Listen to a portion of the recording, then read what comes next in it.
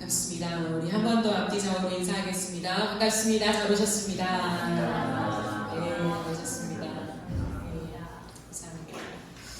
네, 오늘 우리 함께 보실 말씀은 마가복음 14장입니다. 마가복음 14장 32절부터 42절까지의 말씀입니다. 신약 성경 마가복음 14장 32절부터 42절까지의 말씀입니다. 같이 하셨으면 한 절씩 교독하시고 마지막 절은 함께 읽도록 하시겠습니다. 제가 먼저 읽겠습니다. 그들이 겟세마네라 하는 곳에 이르매 예수께서 제자들에게 이르시되 내가 기도할 동안에 너희는 여기 앉아 있으라 하시고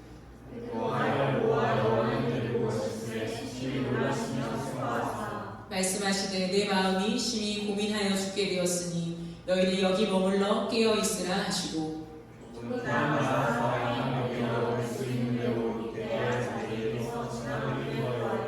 이르시되 아빠 아버지여 아버지께는 모든 것이 가능하오니 이 잔을 내게서 옮기시옵소서. 그러나 나의 원대로 마시옵고 아버지의 원대로 하옵소서 하시고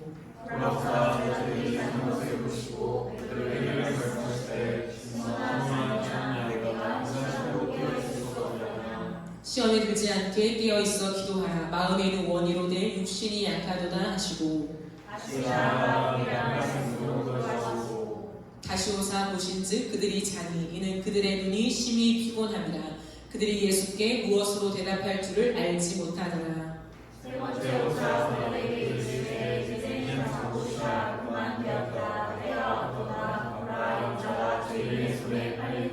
함께 읽겠습니다. 일어나라 함께 가자 보라 나를 파는 자가 가까이 왔느니라. 아멘. 오늘은 준비라고 하는 제목으로 함께 하나님 말씀을 나누도록 하겠습니다.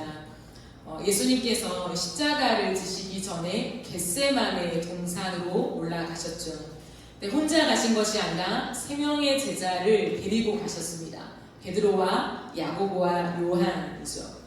그곳에 도착하자 예수님은 그들에게 심히 놀라고 괴로운 표정을 지으시면서 이렇게 말씀하셨습니다. 얘들아 내 마음이 심히 고민하여 죽게 되었으니 너희는 여기 머물러 깨어있으라 라고 주님이 말씀하셨어요. 그리고는 예수님은 조금 더 멀리 가셔서 무릎을 꿇고 기도하셨습니다. 병행 본문인 누가복음에서는 예수님과 제자들 간의 거리가요 돌을 던질 만큼의 거리라고 기록되어 있습니다. 그러니까 그렇게 먼 거리는 아닌 것 같아요. 예수님은 무릎을 꿇고 어떤 기도를 드리셨습니까? 우리가 잘 아는 것처럼 36절에 보면 이르시되 아빠 아버지여 아버지께는 모든 것이 가능하오니 이 잔을 내게서 옮기시옵소서 라고 기도를 하세요. 여러분 예수님은 이 땅에 십자가를 지러 오셨잖아요. 예수님은 죽으러 오셨습니다. 처음부터 그것을 알고 작정하고 오셨어요. 그리고 33년이라는 긴 세월 동안 오직 그 한 길, 그 십자가의 길, 죽음의 길을 위해서 살아오신 분이셨습니다. 그런데 이제 정말 그 십자가를 지기 직전이 되었을 때 예수님은 몹시나 괴로워하시면서 아빠 아버지께는 모든 걸 할 수 있는 능력이 있으시잖아요. 그러니까 이 잔을 내게서 좀 옮겨주세요 라고 지금 기도하고 있다는 거예요. 왜 그러실까요? 예수님의 마음이 바뀌신 걸까요? 십자가를 지는 건 알았지만 막상 십자가를 지려고 하니까 요즘 말로 현타가 오신 걸까요? 머리로는 다 알겠는데 진짜 코앞에 닥치니까 십자가를 부정하고 싶은 연약함이 예수님에게도 비켜갈 수 없는 그런 그림자였던 걸까요? 그건 결코 아닙니다. 이 본문으로 예수님도 인간이셨기 때문에 되게 연약함 속에서 십자가를 두려워했을 것이다 라고 해석하는 것도 종종 보아왔는데요. 그거는 어울리지 않는 것 같아요. 이 기도야말로 십자가의 길을 감당할 수 있는 준비 과정이었습니다. 예수님은 지금 십자가의 길을 걷기 위한 준비를 하고 계시다는 거죠. 준비가 뭘까요? 준비라고 하는 것은 미리 마련하여 갖추는 것이라는 뜻을 가지고 있습니다. 미리 마련하여 갖추는 것.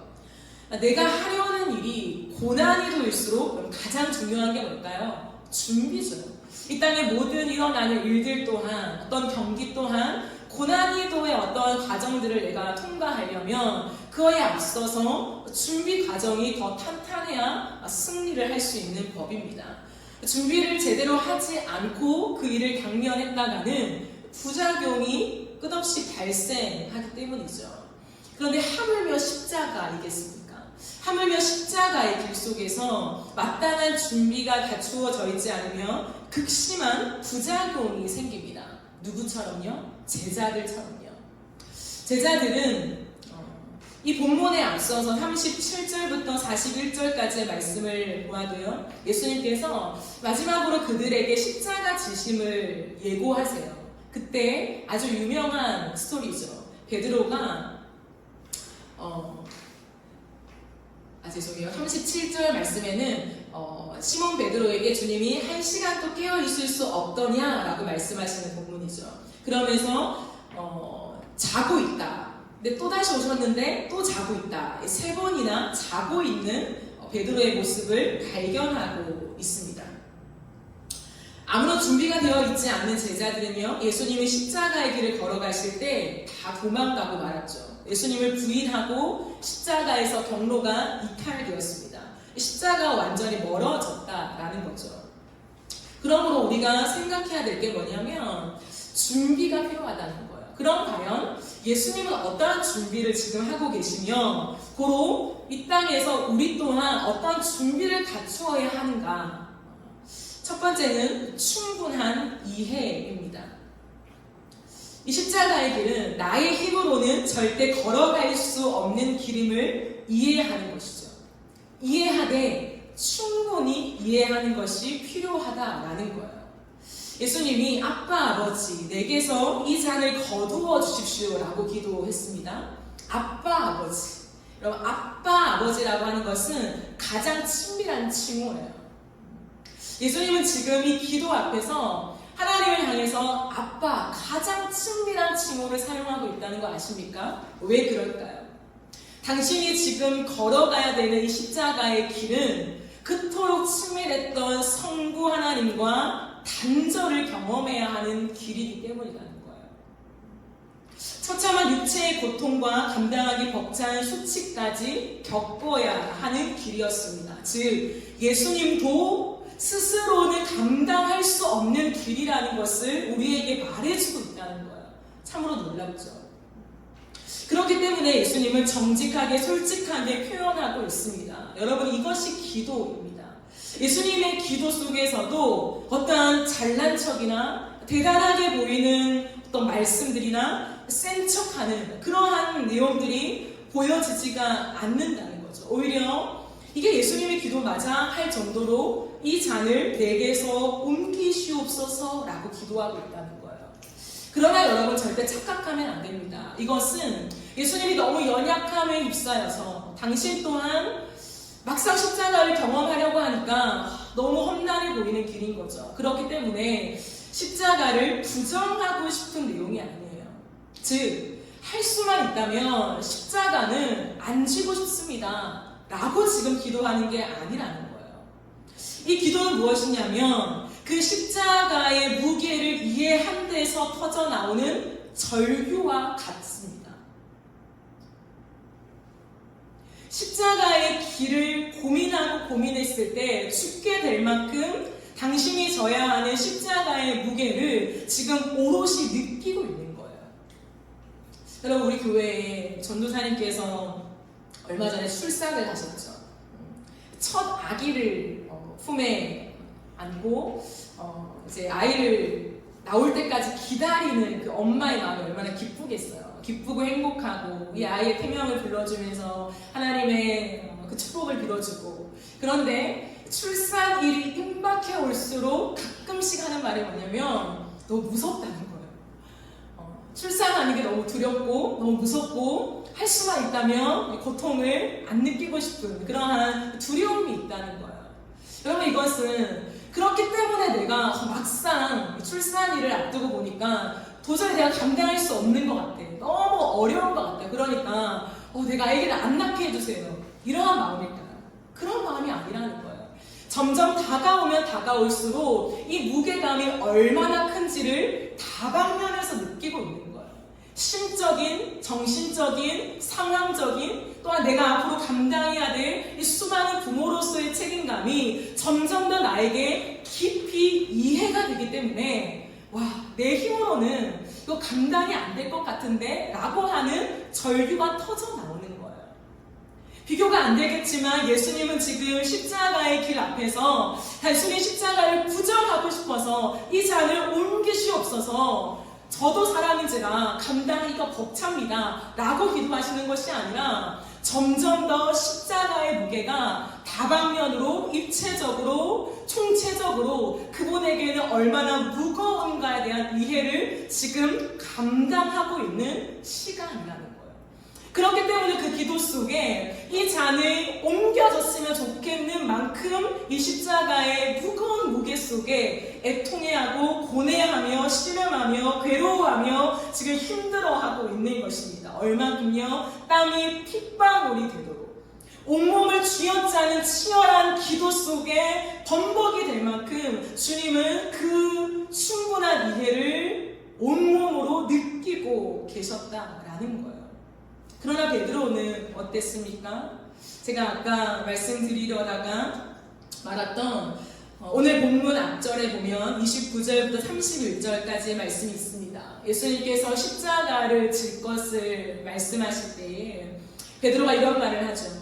주님, 다 버릴지라도 저는 절대로 주님을 버리지 않겠습니다 라고 얘기를 합니다. 예수님께서 진실로라고 하는 말씀으로 집중시키죠. 내가 너에게 진실로 이른다. 오늘 이 밤에 닭이 2번 울기 전에 네가 나를 3번 부인할 것이다. 그때 31절에 보면 베드로가 힘있게 대답했다고 해요. 힘있게 대답하면서 내가 주와 함께 죽을지언정 주님을 절대 부인하지 않겠습니다. 그 십자가의 길을 저는 무조건 걸어갈 거예요 라고 지금 호언장담하고 있는 거죠. 그러니까 옆에 있는 제자들 또한 저도요 거기에 합세했다라고 기록되어 있습니다. 무엇일까요? 십자가의 길이 곧 다가온 그 현장 속에서 예수님과 제자들의 모습은 너무나 다릅니다. 제자들의 모습이 또 달랐던 이유는 뭐냐면 겉으로는 굉장히 세고 그 길을 충분히 감당할 수 있는 그러한 기계가 보였지만 스스로 그 십자가의 길을 걸을 수 있다는 착각 속에 붙잡혀 있는 거죠. 무엇입니까? 십자가의 길에 대한 이해가 너무나도 단면적이라는 거예요. 십자가의 길, 예수님이 함께하는 길 가면 되죠.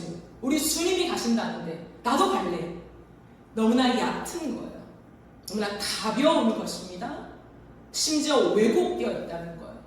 이 십자가의 길을 주님이 끝없이 말씀하셨지만 사실 베드로를 포함한 수많은 제자들은 크게 관심이 없었어요. 주님이 십자가에 대한 것들, 많은 것들을 비유적으로 얘기하셨을 때도 잘 못 알아듣기도 했지만 어렵기도 하고 지금까지 살아오면서 깊이 고민해 본 적도 없고 어부 출신인지라 여러 가지 이유 속에서 그들은요 깊은 고민을 회피했습니다. 예수님과 함께하면 되지, 예수님의 수종을 들면 되지, 가는 길에 따라가면 되지, 그게 십자가의 길 아니야? 라고 하며 주님 곁에 있는 것으로 안정감을 가지고 갔다라는 것이지요. 그러니까 왜곡이 일어나게 됩니다. 그들이 생각하는 십자가의 길을 계속 그려나가고 있는 거예요. 주님과 동행하니까 같은 길을 걷는 것 같으니까 내가 생각하는 십자가의 길이 예수님이 말씀하시는 십자가의 길과 똑같은 걸 거야 라고 착각하며 걸어갔는데 그들이 생각하는 십자가의 길은 사실은 정치적인 왕이 되는 길로 해석했다는 거예요. 뭔지 모르겠지만 어쨌든 간에 예수님께서 말씀하시는 그게 있고 나면 우리는 이 땅에서 예수님을 왕으로 한 그러한 권세와 힘을 얻어서 유대 왕국이 이 세상 속에 힘을 얻고 우뚝 서게 될 거야. 그때 누가 예수님 좌우편에 설래? 라고 생각하며 걸어갔던 제자들이었다라는 거예요. 그러니까 예수님이 끝없이 나는 죽으러 간다고 하니까 그게 이해가 안 되는 거예요. 죽으러 왜 갑니까 주님? 당신은 절대 죽지 않습니다. 주님, 제가 당신을 지켜드릴게요. 이게 베드로였거든요. 그러니 겟세마네 동산에서 예수님이 왜 그렇게 괴로워하는지 이해가 안 됐을 것입니다. 그럼 가만히 생각해 보세요. 예수님이 베드로와 야고보, 요한, 늘 예수님의 옆에서 대표 주자처럼 데리고 다닌 그러한 제자들입니다. 예수님의 얼굴이 심상치 않다는 거예요. 고민하여 죽게 될 만큼 예수님의 얼굴이 너무나 심각하다는 거예요. 근데 베드로와 제자들은 왜 그런지 알아차리지 못했다는 거예요. 참 슬프죠. 불과 얼마 떨어지지 않는 거리 속에, 돌 던질 만큼의 거리 속에 예수님이 무릎을 꿇고 땀이 핏방울이 되도록 기도하셨다? 얼마큼 기도하셨을까요? 예수님의 그 기도 소리가 들리지 않았을까요? 기도 소리가 안 들렸다고 해도 그 뒷모습 속에 예수님께서 얼마나 처절하게 기도하시는지 그 몸짓을 느끼지 못했을까요? 제자들은 자고 있었죠. 그렇다면 예수님이 어떻게 기도하는지도 상관 안 하고 열심히 기도했다면 예수님이 일어나서 제자들에게 오셨을 때에 예수님의 얼굴을 봤을 거 아니에요. 땀이 범벅이 되고 정말 고뇌에 차서 모든 진액을 쏟아내는 기도를 하고 오신 그 예수님이 평소와는 다른데? 라고 하는 것을 느껴야 마땅했다는 거예요. 우리가 말하는 수제자 아닙니까? 수제자. 그러나 안타깝게도 베드로와 야고보와 요한은 그 누구도 예수님의 다른 얼굴을 캐치해내지 못했다는 거예요. 관심이 없는 거죠. 예수님이 지금 무슨 말을 하는지 관심이 없고 깊은 이해를 하려고 하지 않습니다. 그러니 기도가 나올 리가 없죠. 제자들은 자고 있습니다. 졸고 있습니다. 이것을 영적인 상태를 말해주고 있습니다. 예수님이 그들을 깨워서 말씀하시죠. 마음에는 원이로되 육신이 약하다라고 말씀하십니다. 여러분, 이것은 어떤 의미일까요? 마음에는 원이로되 육신이 약하다. 오늘날 기독교인들도 종종 인용하는 그런 구절이죠. 마음에는 원이지만 육체가 너무 피곤해요. 그러나 이것은요, 예수님이 그들에게 다가오셔서 너희들이 마음으로는 정말 기도하고 싶지. 그러나 오랜 시간 나를 따라다닌다고 잠을 못 잔 거 안다. 참 피곤하지. 너의 눈이 지금 충혈되어 있어. 잠도 못 자고 잘 못 먹고 그래, 피곤할 만해 라고 하면서 그들의 연약함을 이해해주는 뉘앙스가 절대 아니에요. 이것은 인간의 연약함을 정당화시키기 위한 보조 자료가 아닙니다. 육신이 연약하다, 마음에는 원하지만 육신이 약하다는 이 말은 뭐냐면 연약한 육신에 사로잡혀 있는 상태를 정확하게 지적하시는 말씀입니다. 즉 무엇일까요? 십자가의 길에 있어서 충분한 이해가 필요한데 십자가의 길은 연약한 육신에 사로잡혀서는 절대 갈 수 없는 길이라고 하는 이해가 필요하다. 그러므로 영적인 훈련이 필요합니다. 영적인 훈련을 받지 않으면 십자가의 길을 갈 수 없다라는 거예요. 마음의 원함보다 육체의 원함을 따르고 있다면 우리는 육체의 지배를 받고 살고 있다는 증거라는 거예요. 근데 육체의 지배를 당하고 있다면 결심을 해도 무너지는 거예요. 얼마나 기도하고 싶었겠습니까? 수제자인데요. 3명을 따로 부르셔서 데리고 왔는데요. 기도해라 라고 할 때 얼마나 마음으로 기도하고 싶었겠습니까? 그러나 기도를 못했다는 거예요. 그러나 육체의 연약함을 넘어서 아무런 영적인 훈련이 되어 있지 않은 그들의 상태를 보여주고 있는 것입니다. 결심을 합니다. 근데 또다시 무너져요. 예수님이 오셔서 또 기도하라, 1시간도 깨울 수 없냐? 라고 했을 때 마음을 다잡고 그래 기도하자 라고 해도 또다시 잠에 듭니다. 수많은 결심은 끝없는 패배만을 남길 뿐이죠. 이것이 육체의 지배를 당하고 있는 사람들의 상태라는 거예요. 그러나 영적으로 훈련된 몸은 어떤 줄 아십니까? 기도해야 할 때 기도에 무릎을 꿇게 됩니다. 아무리 육신이 피곤해도 정말로 지금이 비상 상태요, 기도해야 하는 절박한 상태라면 밤을 새서라도 하나님 앞에 절규의 기도가 터져 나오는 것이 영적으로 훈련된 몸이라는 거예요. 예수님은 지금 이것을 보여주고 있습니다. 십자가에 대한 충분한 이해가 없는, 영적인 훈련이 없는 제자들의 모습을 너무나 안타깝게 지켜보고 있으신 것이죠. 왜 그들이 영적인 훈련이 되어 있지 않을까요? 그토록 예수님을 따라다니고 예수님 옆에서 많은 것들을 배웠다라고 하는데요. 언제나 내 힘으로 갈 수 있다라는 생각을 지배당하고 있었기 때문입니다. 그렇습니다. 내 힘으로 갈 수 있다고 생각하는 사람은 결코 기도할 수 없습니다. 기도를 해도 절대로 절박한 기도를 할 수가 없습니다. 하나님 앞에 무릎을 꿇고 예수 그리스도처럼 쉬었지 않은 내 창자가 들끓는 그 기도를 경험해보지 못한다는 거예요. 그러나 반대로 내 힘으로 십자가의 길을 걸어올 수 없다라는 것을 충분히 이해한 사람은 기도합니다. 이것이 핵심이에요.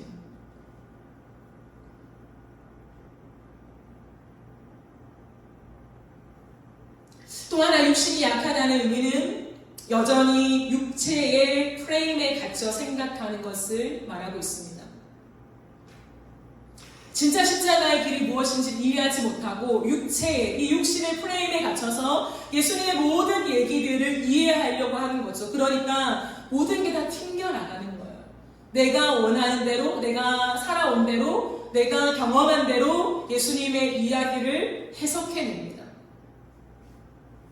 그러니까 예수님의 의도를 정확하게 파악하지 못하고 예수님의 말에 예민할 수가 없는 거예요. 예수님의 얼굴에 예민할 수가 없는 거예요. 민감하게 반응할 수가 없는 것입니다. 마음이 안 통하니까요. 그러나 자신들의 문제에 대해서는 굉장히 예민합니다. 우리가 지금 무엇이 없는지, 먹을 게 없어요, 물이 없어요, 지금 이런 문제가 있어요, 저 마을에 저런 문제가 있어요. 자신들의 문제에 대해서는 엄청나게 예민하고 민감하지만 영적인 문제에 대해서는 절대 예민하지 못하죠.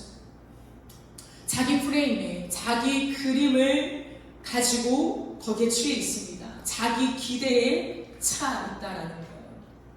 베드로는 십자가의 길을 충분히 이해하지 못해서 그 길을 통과할 준비를 지금 갖추지 못하는 것입니다. 그러니 예수님과 같이 있는데 예수님과 다른 길을 걷고 있다는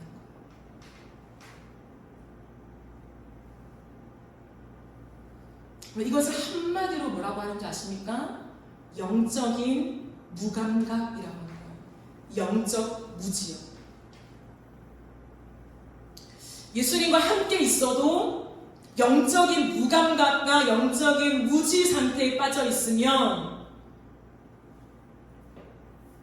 십자가를 부인하는 길로 걸어갑니다. 예수님과 분명히 동행한다고 생각했지만 내가 가는 길은 십자가를 부정하는 길이에요. 예수님은 끝없이 내가 죽는다, 죽어야 산다라고 말하지만 베드로는 아니요 주님, 당신은 죽을 일 없습니다. 내 몸 바쳐 당신을 막아낼 거예요. 여러분 혹시 이 모습이 우리의 모습과 너무 흡사하지 않습니까?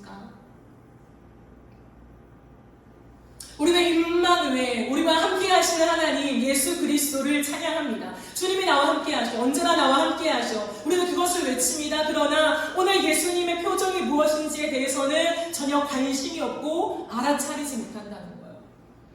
전혀 민감하지 못합니다. 그러나 나의 문제는 굉장히 민감하죠. 하나님 이게 없어요. 하나님 나의 인생 속에 왜 이것을 채워주지 않습니까? 그럼 언제 채워주십니까? 어떻게 해요? 하나님 오늘입니까? 내일입니까? 어떠한 방법입니까? 저 사람을 만날까요? 이 사람을 만날까요? 하나님 더 구체적으로, 더 명확하게 말씀해 주세요. 라고 우리는 주님 앞에 기도하지만 정작 주님의 마음에 대해서는 전혀 구체적이지 않아요. 이 하나님의 마음이라고 하는 것 속에 모든 걸 퉁쳐버리죠. 하나님은 영혼을 사랑하셔. 하나님은 이웃을 사랑하래. 돕고 살래.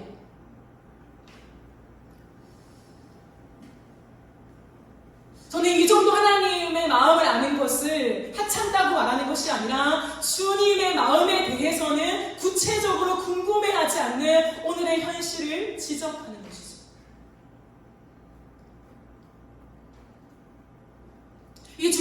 어쩌면 땅의 메시아를 기대하는 유대인과 닮아 있는 모습이 있는지도 모릅니다.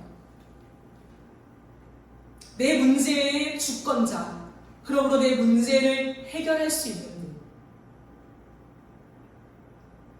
그럼 어떻게 주님을 기쁘시게 해서 하나님이 내 인생의 문제를 풀어줄 수 있을지 고민하는 거죠. 거기에 집중하는 거죠. 그러나 어쩌면 이 안에는 우리가 형통의 복음을 따라가고 있는지도 모르겠습니다. 겉으로는 예수님과 함께 걷는다고 생각합니다. 그러나 자세히 들여다보면 그 안에는 형통의 복음이라고 하는 가짜 포장지가 쓰여져 있는지도 모르는 거죠. 왜냐하면 십자가의 길은 그런 것이 아니기 때문이에요.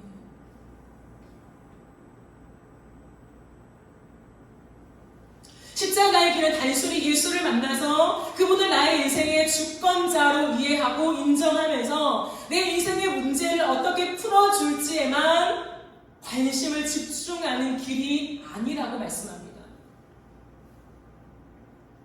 우리의 죄를 못 받고 내가 영적으로 살아나는 것을 경험하는 길이라고 분명히 말을 해요.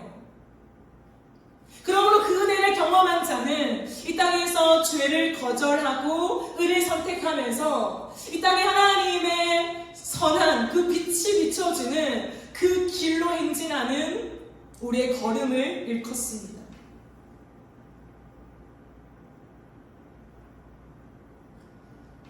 창세기부터 계획되어 있는 하나님의 그 창조, 하나님은 왜 이 땅을 창조하셨을까? 어떠한 마음으로 창조하셨을까? 그러나 이 땅이 망가졌을 때 주님의 마음은 어떠했을까? 주님은 노아를 왜 세우셨을까? 왜 120년 동안 방주를 예배하게 하셨을까? 그 기다림과 참음과 인내하신 주님의 마음은 무엇이었을까?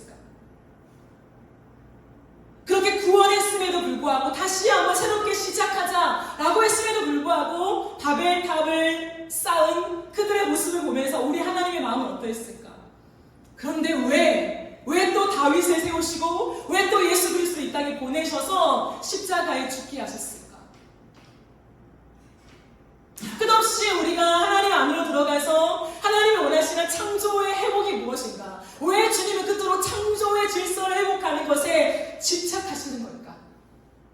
자신의 아들을 죽여서라도 창조의 회복을 일으키고 싶은 그 창조의 시작에는 과연 무엇이 있는 걸까? 이것을 궁금해 나가는 길이 십자가의 길이라고 말씀하세요.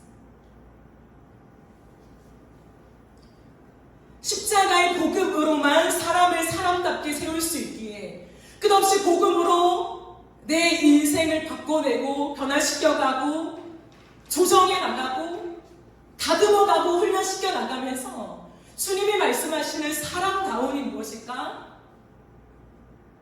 그 사람다움을 배워서 또 다른 사람을 사람답게 세워나가는 그 일로 행진하는 것이 십자가의 길이라 말씀하십니다.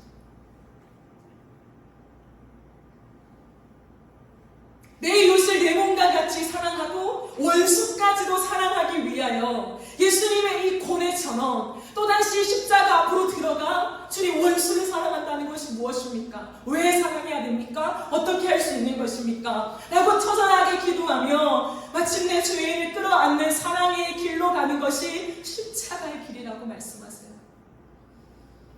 그러므로 이 십자가의 길은 나를 내어주는 길입니다. 무수히 많이 나의 유익을 포기하는 길이죠. 육체가 힘들고 고난할 때도 너무나 많습니다. 억울함과 답답함과 사방으로 우겨싸움을 당하는 일이 있을 것입니다. 그러므로 십자가의 길은 험난합니다.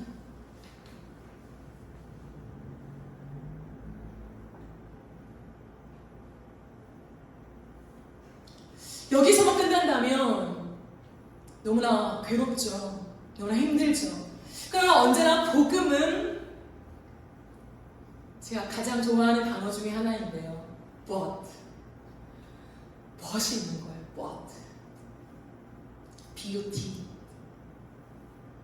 십자가의 길은 참으로 험난하죠. 우리가 감히 걸어갈 수 있을까? 저렇게 사는 거 너무 힘들고 고달플 것 같은데 라고 하지만 그 길에는 진정한 행복이 있다는 거. 사람됨을 느끼게 되는 거예요. 와, 이게 사람 사는 거구나. 이게 진짜 사람다운 모습이구나. 이게 진짜 생명이구나. 이게 살아나는 거구나. 이게 사랑이구나. 이게 세워주는 거구나. 이게 사람들이 살아가는 세상이 원래 이런 거였어? 이렇게 아름다운 거였구나.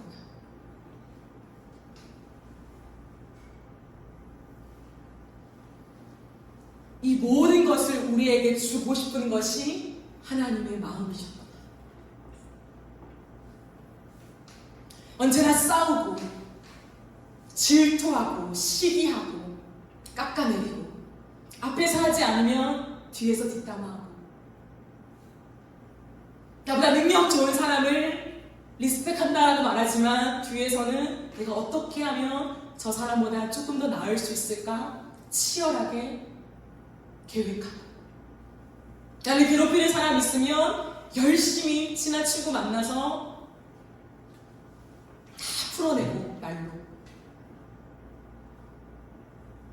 서로 윈윈하며 내 집을 늘리고 많은 소유들을 좋은 것으로 바꿔내는 그 기쁨 속에 매몰되어서 그것이 사람다운 사람이라고 그것이 사람다운 세상을 만드는 거라고 지향하며 나아가는 이 세상 속에 그게 아니구나.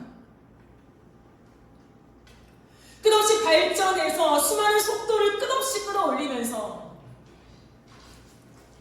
버튼 한 가지를 누르며 모든 것이 다 세팅되어지는 이 편리함을 누리는 게 이게 진짜 세상이지 라고 우쭐대는 사람들 앞에서 우리는 발견하게 되는 거예요. 아무것도 아니다.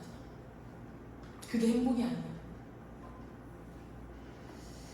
세상을 걸어가면서 끝없이 나를 메워주는 희생과 원수를 끌어안아야 되는 나를 찔러대는 그 용서의 길을 겪어나가는 그 숱한 눈물의 길을 통과하면서 내가 죽지만 나의 고뇌와 나의 인내와 나의 사랑과 나의 희생을 통하여서 누군가를 살려내는 품어내는 용서해내는 새로운 기회를 주는 그러한 인생들을 경험해 나가면서 진짜를 깨닫는 거예요. 진짜를. 속도가 중요하죠.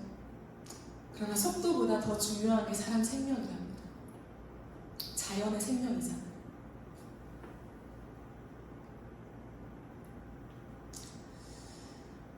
이게 하나님의 마음이라고. 우리에게 오리지널. 그 본래의 주님이 디자인하신 아름다움이 진짜 무엇인가를 보여주는 거. 다 속고 있잖아요. 멋지고 화려하고 세련되고 편리하고 그러면 그게 아름답다. 멋지다. 그렇지 않아요. 주님의 아름다움.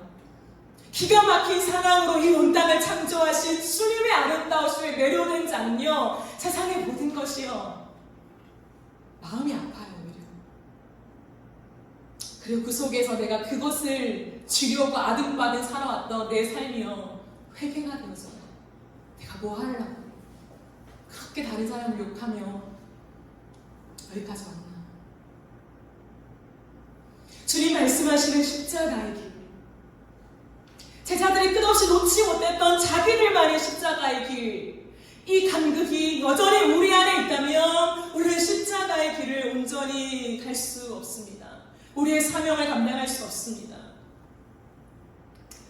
우리는 끝없이 이 땅에서 특별히 청년의 세대로 살아가면서 비전을 구하죠. 사명을 구합니다. 하나님 앞에 우리의 길을 구합니다. 그러나 그 사명, 우리는 십자가의 길을 통과하면서 각자 고유한 부르심의 사명을 받잖아요. 그러므로 그 사명을 받기 전에 우리가 준비해야 되는 것은 내가 지금 어떤 길을 걷고 있는가에 대한 충분한 이해라는 거예요.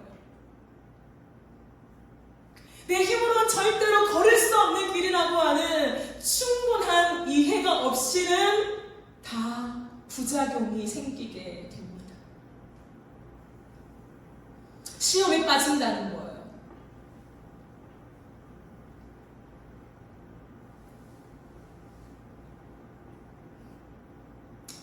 그러게 보십시오. 주님이 준비하신 두 번째가 있습니다. 그게 바로 걸어갈 용기입니다.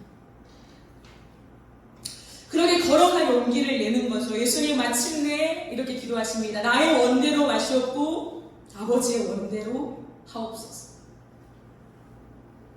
걸어갈 용기를 내신 거예요. 마음을 확고히 하셨습니다. 하나님의 뜻을 위한 길, 순종에 다시금 마음을 가다듬었습니다. 여러분, 이거 참 위로가 되지 않습니까? 예수님도 걸어갈 용기가 필요했다는 거. 이 무거운 십자가의 무게를 온몸으로 느끼면서 다시 한번 걸어갈 용기를 내셨습니다. 주님, 내가 걸어가는 이 길을 통하여서 하나님의 뜻이 이 땅 가운데 이루어지기를 원합니다.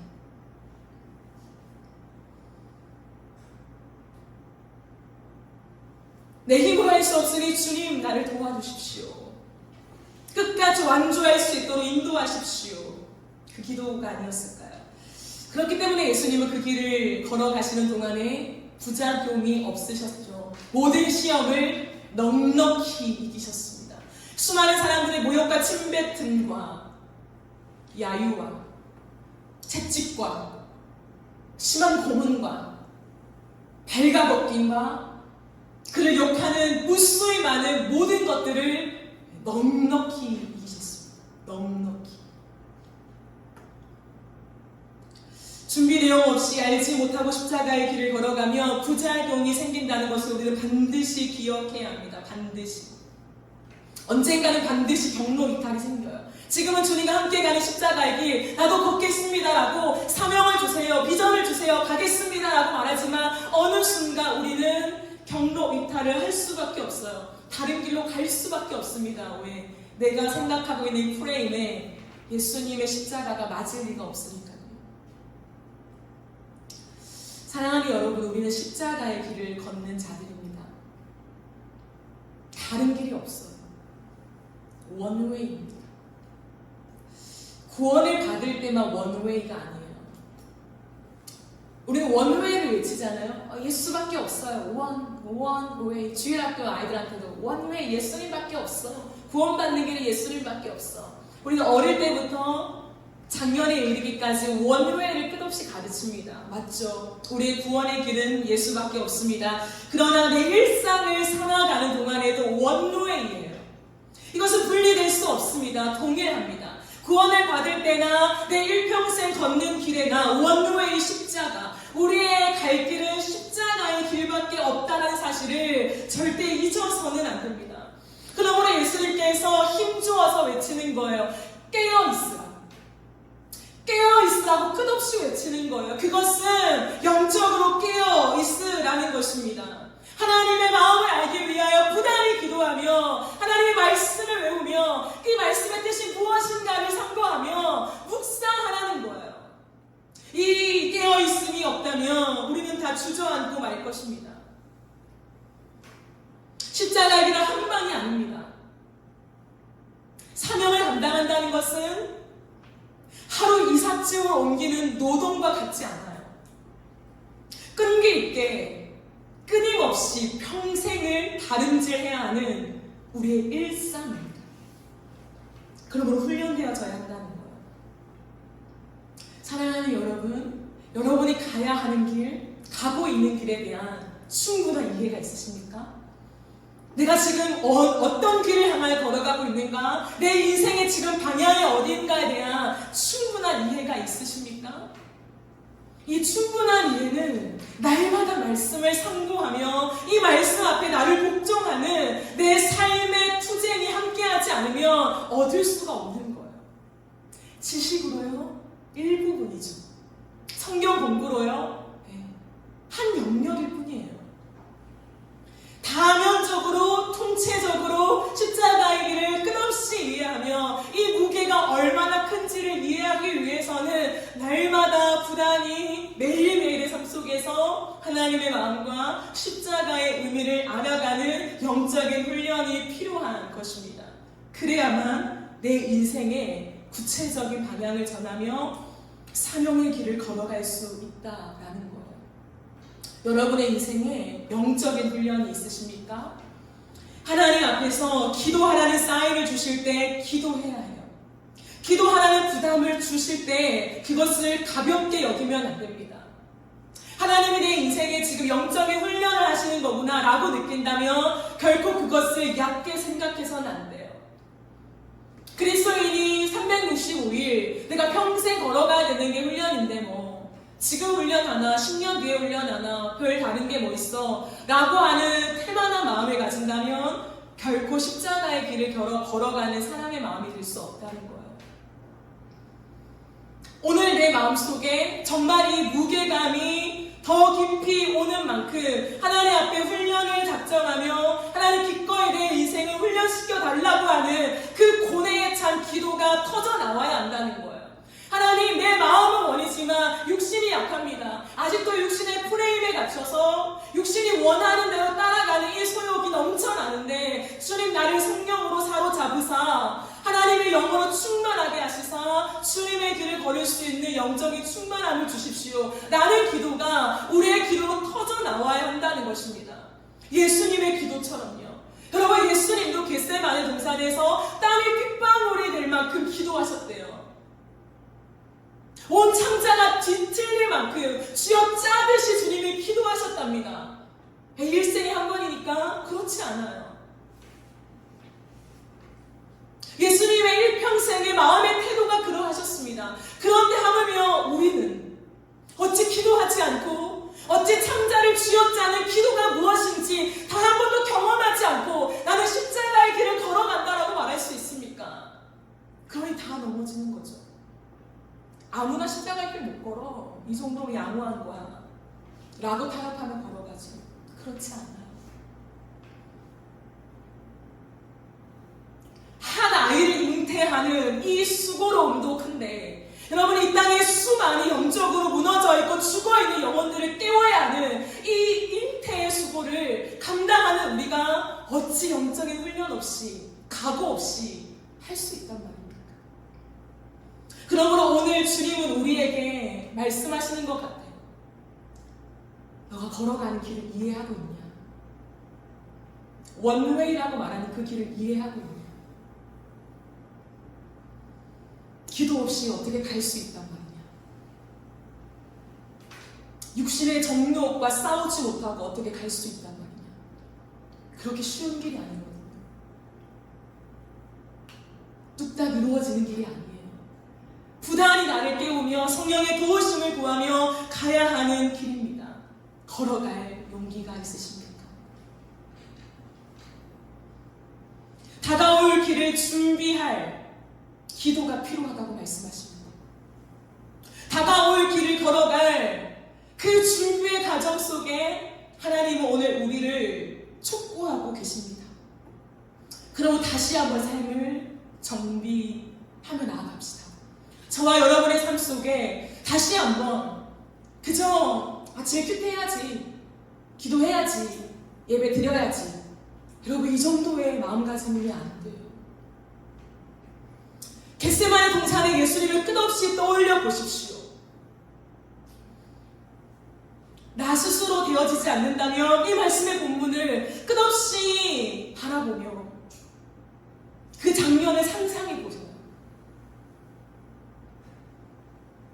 그리고 내 하루의 삶이 정말 이 십자가를 충분히 이해하고 걸어가는 삶이 맞는가를 끝없이 대조해 보십시오. 그리고 훈련해 가는 거예요. 훈련해 가는 거예요.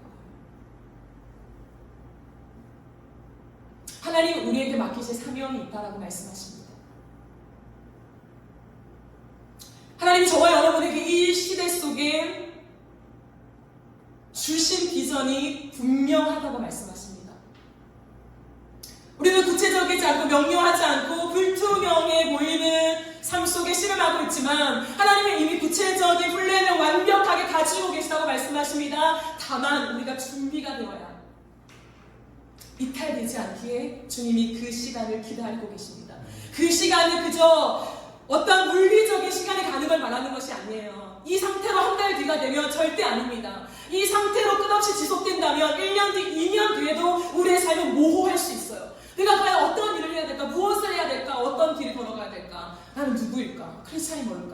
그리스도인은 어떤 삶일까? 너무 괴롭다.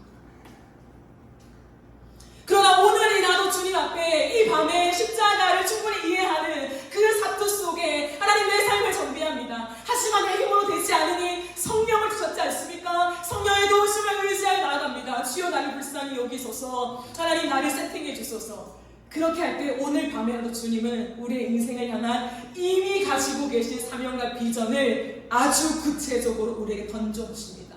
걸어갈 용기가 있는 이건 굉장히 현실적인 거예요. 믿음은 추상적이지 않습니다. 결코 뜬구름 잡는 소리가 아닙니다. 하나님의 말씀은 명확합니다. 하나님의 말씀은 정확합니다. 우리의 인생과 영을 관통하는 아주 적시한 하나님의 말씀이에요. 생명의 말씀입니다. 우리의 삶을 단번에 모든 것을 바꿀 수 있는 능력이 하나님이에요. 못하실 것이 무엇이 있으십니까? 다만 우리의 인격을 존중하시며 하나님 기꺼이 내가 어떤 길이라도 십자가의 길을 알면 알수록 너무 어려운데 그럼에도 불구하고 하나님 주의 뜻이 내 삶 속에 이루어지길 원합니다 라는 순종의 기도를 드리는 자에게 주의 뜻을 보여주실 줄 믿습니다. 그 준비가 저와 여러분에게 되어가는 오늘 이 밤 되어지기를 간절히 바라고 소망합니다. 우리 이 시간 함께 찬양하고 기도하겠습니다.